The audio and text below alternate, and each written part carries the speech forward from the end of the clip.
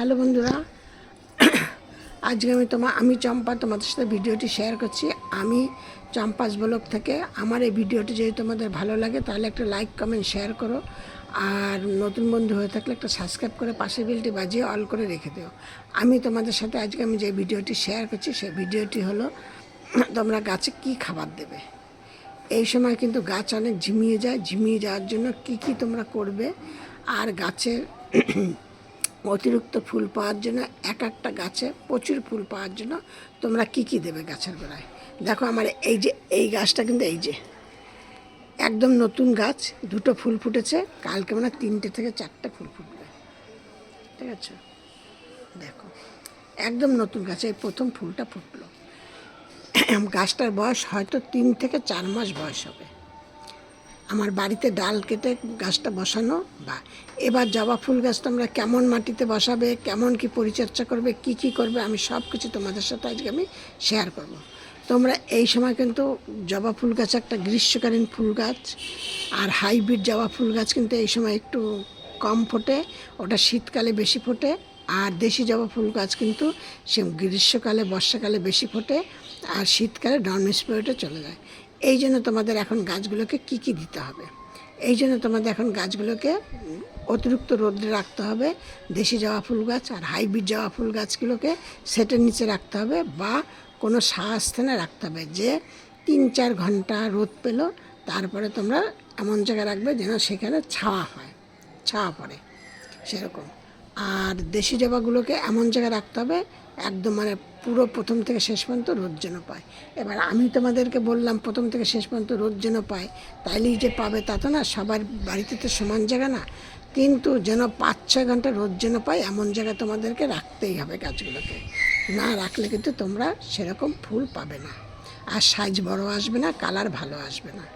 দিয়ে এবার তোমাদেরকে বলছি, তোমরা এই কাজগুলো তোমাদের সাথে আমি শেয়ার করব, সেইগুলো কিন্তু একদম মানে পর স্টেপস তোমরা সব ফলো করো। যদি ফলো না করো তাহলে কিন্তু তোমরা একদম মানে বুঝতে পারবে না যে আমি কীভাবে গাছকে যত্ন করে। দেখো আমার এই যে গাছটা 5 মাস 6 মাসে 2 মাসে 2.5 মাসে গাছে আমি কিভাবে ফুল পেয়ে যাচ্ছি। ছোট টবেও কী করে বড় ফুল পাচ্ছি। একদম ছোট টব, একদম দেখো সব ছোটো টবেও কী করে বড় ফুল পাচ্ছি। গাছকে সবার প্রথমে তোমরা যখন নার্সারি থেকে নিয়ে এলে, নার্সারি থেকে গাছগুলো নিয়ে এসে প্রথমে তোমরা 2 দিন 3 দিন এমনি রেখে দেবে। রেখে দিয়ে তারপরে গাছগুলোকে টবে বসাবে। জবা ফুল না, যে কোনো গাছই কিন্তু প্রথমেই বড় টবে বসাবে না। বড় টবে বসালে ফুল ফল কোনো কিছুই পাবে না। তারা তখন শেকড় বিস্তার করার জন্য সেই দিকে ধ্যান দেবে, ফুলের দিকে ধ্যান দেবে না। আর যদি ছোট জায়গায় বসাও তাহলে কিন্তু তোমরা অল্প দিনের মধ্যে ফল পাবে। এই হলো প্রথম টিপস। দ্বিতীয় টিপস, গাছকে ঠিকমতো জল দিতে হবে। গাছের গোড়া একদম আগাছা রাখতে চলবে না, কারণ তাহলে তোমরা যেই গাছকে যেই খাবারটা দেবে আগাছায় খেয়ে নেবে, কিন্তু ফুল ফল কিছু পাবে না। আর গাছের গোড়াতে তোমরা একটা কাজ করবে, যেটা হলো প্রত্যেক সপ্তাহে 1 চামচ করে নিম খোল, গোবর সার আর হলুদ প্রতি সপ্তাহে 1 চামচ করে গাছের গোড়ায় দেবে। প্রতি সপ্তাহে একবারকে একদম মানে দিতেই হবে, এটা তোমাদের মাস্ট। কোনো ধরনের রাসায়নিক সার পছন্দ করি না আমি, রাসায়নিক সার ব্যবহার করি না করে তোমরা দেখো আমার গাছের পাতা কত সতেজ, কত ফুলে কুড়িতে সব ভর্তি। তোমরা এইভাবে আমি যেভাবে তোমাদের সাথে বলছি তোমরা করে দেখো। তোমরা 10 দিন থেকে 15 দিনের মধ্যে গাছে একদম কুড়ি, গাছ সতেজ, ফুলে ফলে ভরে যাবে, যেগুলো তোমাদেরকে বলছি সেটা। এবার তোমরা একটা কাজ করো, গাছকে প্রতি সপ্তাহে তোমাদের যে ঘরের যে সবজি কাটো সেই সবজিগুলোকে একটা জায়গায় স্টোর করে রাখো, রেখে তার মধ্যে জল দিয়ে রাখো, দিয়ে একটা কিছু দিয়ে চাপা দিয়ে দেয়। এবার ওই সবজি পচাতে কিন্তু খুব গন্ধ হয়, তার জন্য গন্ধ দূর করার জন্য কি করবে, তার মধ্যে 2 ঢাকনি করে বা 1 ঢাকনি ফিনাইল অথবা ডেটল দিয়ে রেখে দেবে, দিয়ে চাপা দিয়ে রেখে দেবে। দিয়ে ওই জলটাকে তোমরা নেবে। তোমরা যদি ওর থেকে 1 মগ জল নাও, তার মধ্যে তুমি আরও 2 মগ জল মিশিয়ে তোমরা গাছের গোড়ায় দেবে। এই খাবারটা কিন্তু তোমার বাগানে যত রকমের গাছ আছে সব ধরনের গাছের মধ্যে দিতে পারবে। দিয়ে এইটা গেল এই দিয়ে। এবার তোমাদের খাবারের কথা বলছি, এইটা কিন্তু তোমরা প্রতি সপ্তাহে একবার করে জলটা দেবে, দিয়ে গেল। আর মাসে 2 বার খাবারটা দেবে। আমি তোমাদের সাথে এবার যে জৈব সারটার কথা বলছি, এখন বর্ষাকালে জৈব সার দাও, দিয়ে যেদিনকে তোমরা ওই জৈব সারটা দেবে সেদিন কিন্তু আর তোমরা গাছে এমনি জল দেবে না। সেটা কি দেবে জৈব সার? 4-5টা কলার খোসা ভিজিয়ে রাখো 5-6 দিন।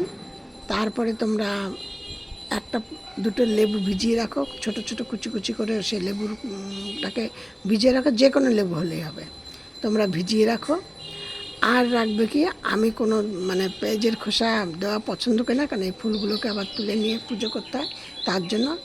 এবার যদি তোমরা মনে করো দেবে তাহলে তো পেঁয়াজের খোসা দিলে, আর যদি না দাও না দিলে। আর কিছুটা চা পাতা ভিজিয়ে রাখো, এবার তোমরা কি করবে, এই 3টে জিনিস একসাথে মিক্সড করে তার মধ্যে আবার কিছুটা এমনি জল দেবে। জলগুলো কিন্তু সব ছেঁকে নেবে, কারণ ওই যে কলার খোসা যদি তোমাদের গাছের গোড়ায় পড়ে তাহলে চা পাতা কিন্তু পড়লে কোনো প্রবলেম না, তোমাদের মাটির জন্য আর উপকার, কিন্তু কলার খোসা পড়লে তার থেকে কিন্তু ফাঙ্গাস সৃষ্টি হতে পারে। ওই জন্য তোমাদেরকে বলছি যে কলার খোসা একটু কলার খোসাগুলোকে তুলে ফেলে দেবে, দিয়ে তারপর ওই জলটার মধ্যে আরও জল মিশিয়ে তোমরা গাছের গোড়ায় দেবে। এইটা দেবে মাসে 2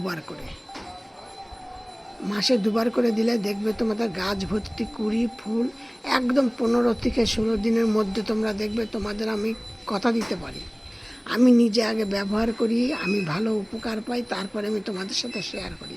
তা না হলে কিন্তু আমি তোমাদের সাথে শেয়ার করি না, কারণ তোমাদের সাথে এলোমেলো বলে তোমরা উপকার পেলে না, তখন তো তোমরা আমাকে কমেন্টে জানাবে যে দিদিভাই তোমার কথা শুনে আমরা এইসব করলাম, কিন্তু আমাদের উপকার হলো না, বরং আমাদের ক্ষতি হলো।